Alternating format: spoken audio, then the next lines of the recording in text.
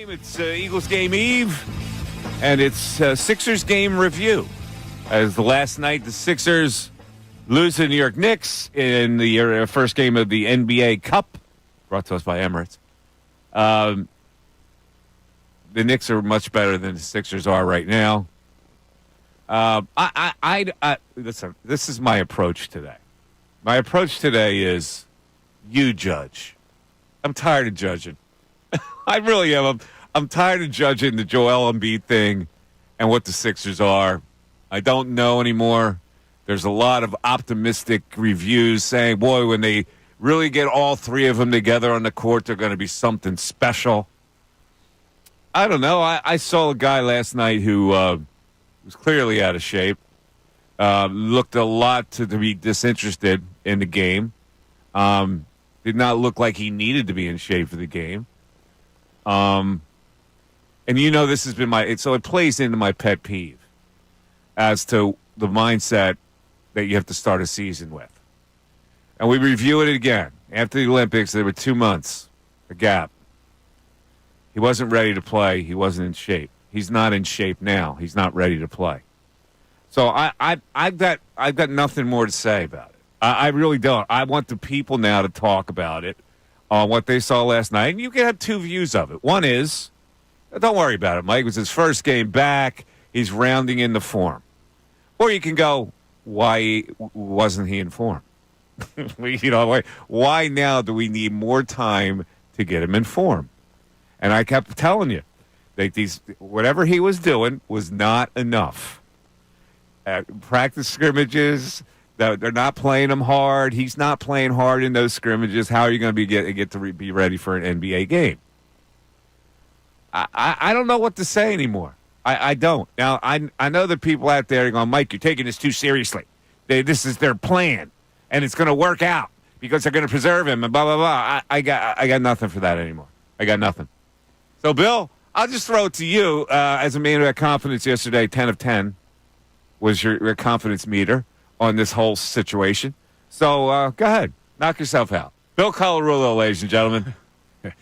Not an easy day, Mike. Not an easy day for us Embiid supporters. Let's start with the positive, though, because I don't want to just start with the negative. Paul George looked good last night. Jared McCain continues to blow me away. I mean, the last two games, this kid looks like he's an actual player.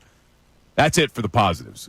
Going to Joel, I understand, and they kept saying it on the broadcast. You were there last night, so you didn't hear the broadcast. They kept saying on the broadcast, the only way to get into basketball shape is to actually play basketball. And they were almost making excuses for him that, well, look, you expect this in his first game back. And I understand the rust, and I understand him not being in tip-top game shape. But come on, man. I mean, 5 minutes into the game, and you got to raise your hand to take yourself out of the game. You're getting out-rebounded by Karl Anthony Towns. You're getting out-hustled by Karl Anthony Towns time and time again, and then you're just milking every time you go down to the floor. It's just, I hate the body language. And I didn't expect him to have this phenomenal game where you didn't have any rust.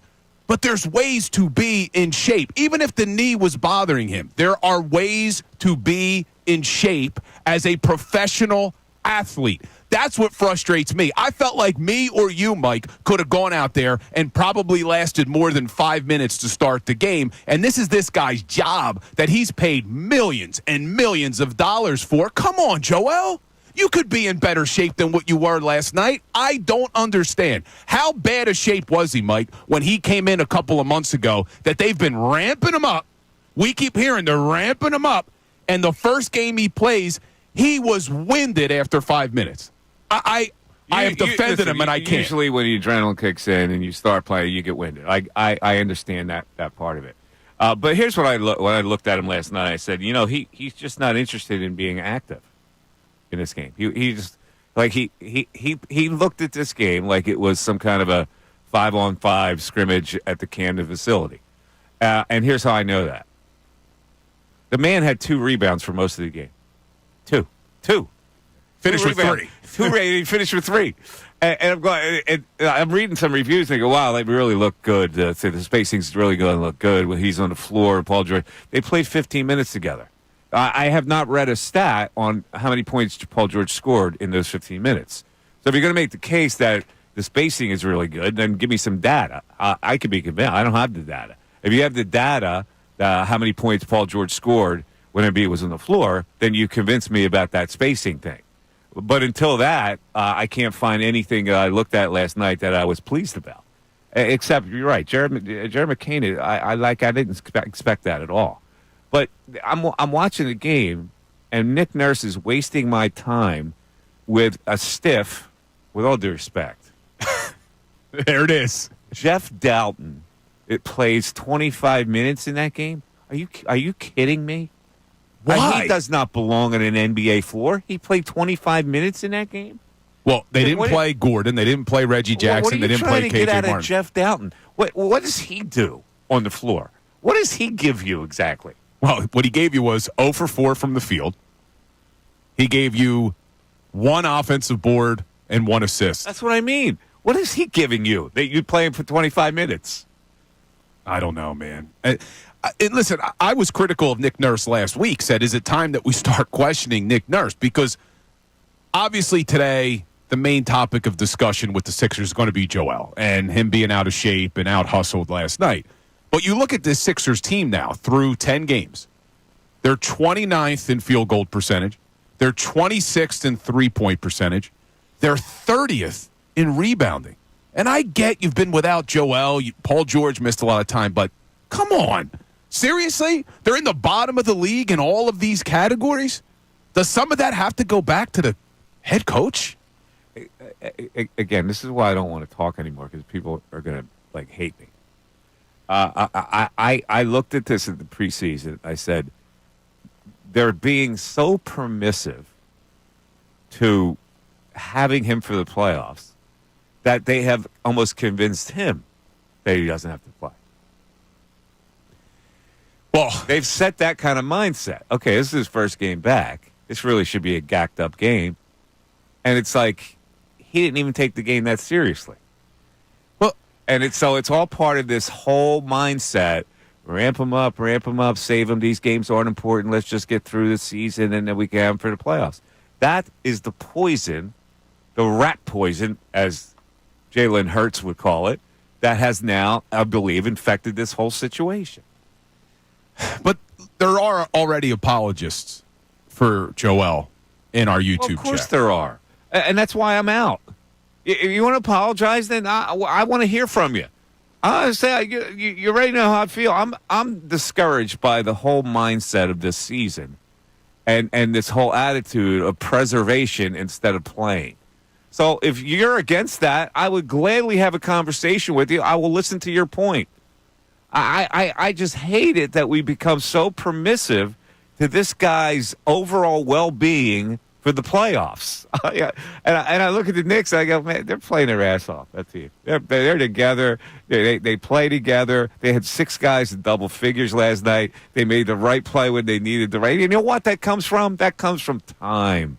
That comes from being coached. That comes from being together. I'm with you today. Look, I have been a huge fan of Joel. I still am. And I don't want to completely judge off of his first game back. I do expect him to still be averaging 30 points a game. But I was just so frustrated last night. And I see people in the chat talking about how, well, what did you expect? He's 7 feet tall. He's been trying to get into shape. This is what I'm talking about. This is exactly what I'm talking about.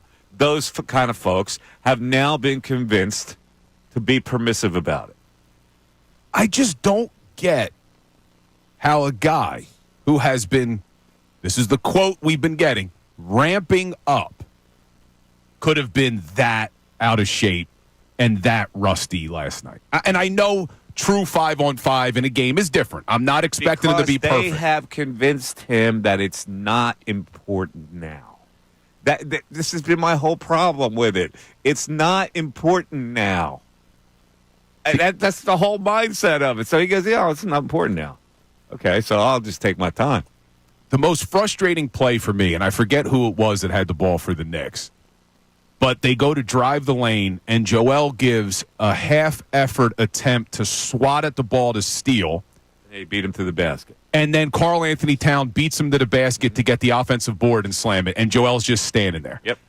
That's unacceptable. That's effort. I don't care how tired you are. That's effort. Joel didn't have enough. He wasn't interested in being active last night. This was a scrimmage for him, to the little dribs and drabs to get in shape. Now, as you might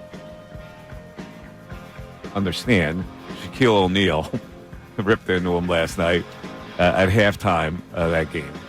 I did hear it, so we're going to play it for you if you didn't hear it. But here's how you get in. 610-632-0975.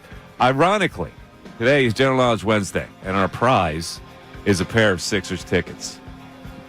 So there you go. There we go. Again, as we ramp up, maybe you'll get a game where he's advanced in the ramp up. All right? Mike Missanelli Show, back after this. Now is